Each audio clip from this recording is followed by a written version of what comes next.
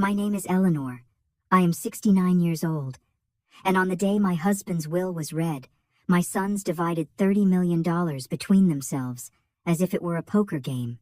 Stephen got the construction companies. Daniel inherited the restaurant chain, the estates, the luxury condos, the sports cars, everything. Absolutely everything. And I, after 45 years of dedicated marriage, after sacrificing my entire life for that family, received a dusty envelope that looked like trash. My daughter-in-law Jessica laughed in my face and said, "At least you can use it to store recipes, mother-in-law." Stephen didn't even look at me. Daniel sighed, as if my very existence was a burden. Humiliated and shattered, I walked out of that office feeling like my life was worthless.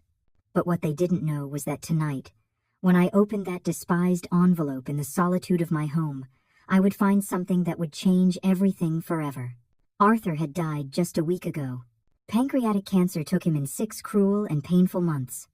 For 45 years, he had been my partner, my refuge, the man who built an empire from scratch, working day and night.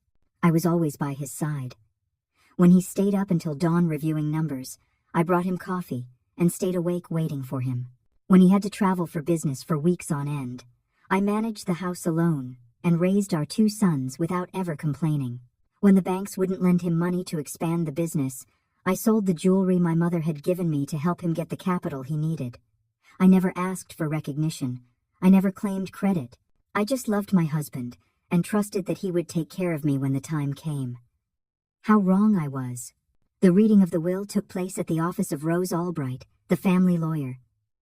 I arrived early, wearing my best violet dress, the one Arthur had given me on our last anniversary. I thought it would be a formality. After half a century together, it was logical that my husband would have left me protected. My sons could inherit the business, but I should have enough to live with dignity. Rose began to read in a cold, professional voice. To my son Stephen, I leave the construction companies, valued at $12 million. Stephen smiled like a child on Christmas morning. To my son Daniel, I leave the restaurant chain, which generates $8 million a year. Daniel settled into his chair with satisfaction. The estates on the coast, the condos downtown, the luxury cars, the main accounts. Everything was divided between them like the spoils of war.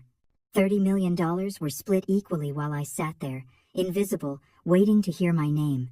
When Rose finished reading the endless list of properties my sons were inheriting, she paused. She looked at some papers and said, "For Mrs. Eleanor Herrera." My heart sped up.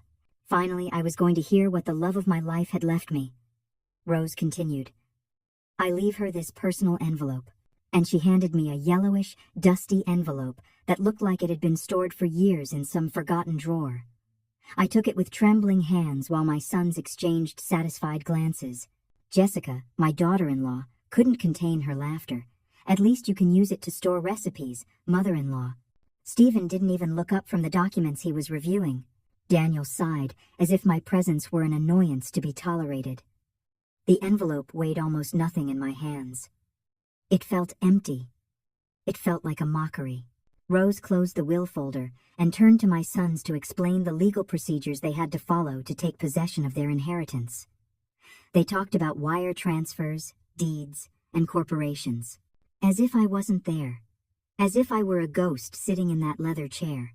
I stood up slowly, put the envelope in my purse, and walked to the door. No one said goodbye.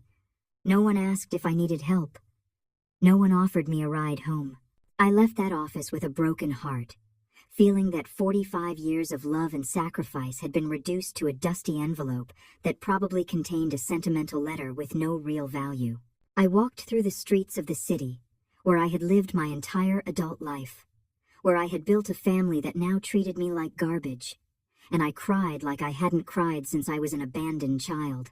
That night, sitting in the living room of my empty house, with the silence weighing like a tombstone on my shoulders, I decided to open the envelope. My hands trembled as I broke the yellowed seal.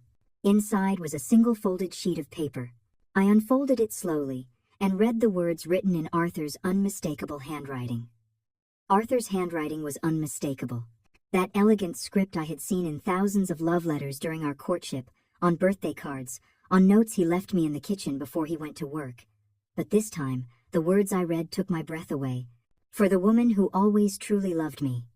Bank account number 847291635CHE Swiss International Bank, Geneva.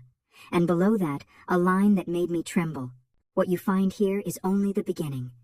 They didn't deserve to know the truth, but you do. My heart began to beat so hard I thought it would burst out of my chest. A Swiss bank account? What was Arthur talking about? For 45 years of marriage, he had told me everything about his businesses, or so I thought. What secrets had he kept? What truth was it that my sons didn't deserve to know? I stayed up all night, tossing and turning in bed, with that piece of paper clutched to my chest. The next day, I called the bank. My shaky English was met by an operator who spoke perfectly. I gave her the account number, my personal information, and after a wait that felt like an eternity, I heard the words that changed my life forever. Mrs. Herrera, the current balance in your account is 100 million United States dollars. 100 million. The phone slipped from my hands and fell to the floor. $100 million. More than 3 times what my sons had inherited combined. I sat on the kitchen floor, shaking, trying to process what I had just heard. Arthur had left me a secret fortune. A fortune that no one knew about. A fortune that made the 30 million from the official will look like pocket change. But that wasn't all, the operator continued. Ma'am, we also have instructions to courier you a safe deposit box that your husband deposited here 2 years ago. We can schedule the delivery. A safe deposit box. What else had Arthur kept hidden? What other secrets awaited me? I accepted the delivery for the next day and hung up the phone with trembling hands. My mind was a whirlwind of questions. How had Arthur acquired so much money without me noticing? Why had he kept it a secret? Why had he decided to leave it only to me? And the question that tormented me the most, what truth was it that my sons didn't deserve to know? The courier arrived the next day, at 10 o'clock in the morning sharp. It was a small but heavy safe, with a combination that came in a sealed envelope. The numbers were our wedding date, June 15th, 1980. Typical of Arthur. Always so romantic, even in his darkest secrets. I closed the living room curtains, unplugged the phone, and sat in front of the safe with my heart racing. I dialed the combination and heard the click of the mechanism opening. Inside were documents, photographs, letters, and a thick envelope with my name written in large letters. I opened it with trembling hands and began to read the most shocking letter of my life. My dearest Eleanor, the letter began. If you are reading this, it means I have passed away and our sons have shown their true colors at the reading of the will. I know they humiliated you. I know they treated you like trash. I know they laughed at you when they gave you that dusty envelope, but I needed it to happen this way. I needed them to show who they really are before you knew the truth. During the last 2 years of my life, I discovered things about Stephen and Daniel that broke my heart. Things you do not know. Things that forced me to make difficult decisions. The $100 million you found in the Swiss account are only part of my real fortune. There is more. Much more. But before you know everything, you need to know the truth about our sons. My world swayed. What truth? What had Arthur discovered? I continued reading, my soul on edge. Stephen is not the successful businessman he appears to be. For 3 years, he has been siphoning money from my company to cover his gambling debts. He owes over $2 million to loan sharks, who are not exactly understanding. Jessica doesn't know, but he has mortgaged their house twice and is about to lose it. The documents proving all this are in this box. I felt as if I had been punched in the stomach. My older son, who had always been my pride, was a compulsive gambler who had stolen from the family business. But the letter continued, and what I read about Daniel was even worse. Daniel has a cocaine addiction that he has been hiding for 5 years. He has secretly sold 3 properties I had given him to finance his habit.